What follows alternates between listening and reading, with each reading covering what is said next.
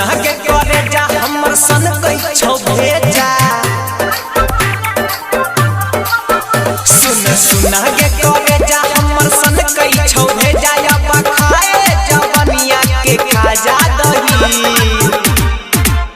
जदी छिए के गुनाह प्यार साजा दही जदी छिए के गुनाह प्यार साजा दही नहीं के चले नहीं तो चले नहीं पलंग पर भाजा दही नहीं तो चले नहीं पलंग पर भाजा दही डीजे विकास मुखिया कला सीतामढ़ी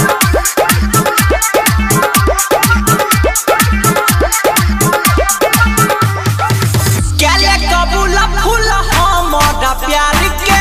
कि तरफा बछिया अपन यार के तोहर ही पी जाना बीपी बढ़ल तो लागे छौ जाना ले तौगे लागे छौ जाना ले तौगे तोहर अखिया सादा बीमाई खाना जिए नहीं दे तौगे जिए नहीं दे तौगे मना मानै नहीं छ धरे ले बाजा दही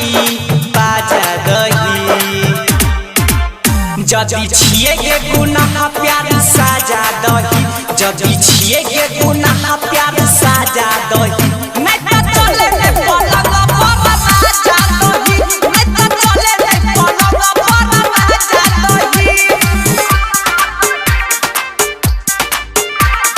डीजे विकास मुखिया कला सीतामढ़ी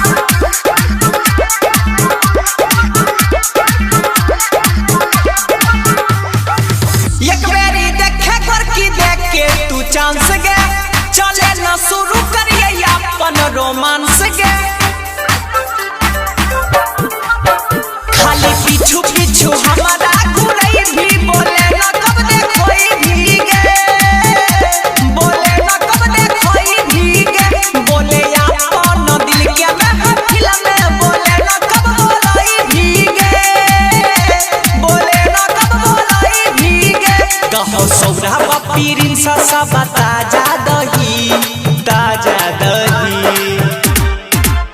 जदी छिए के गुनाह प्यार साजा दही जदी छिए के गुनाह प्यार साजा दही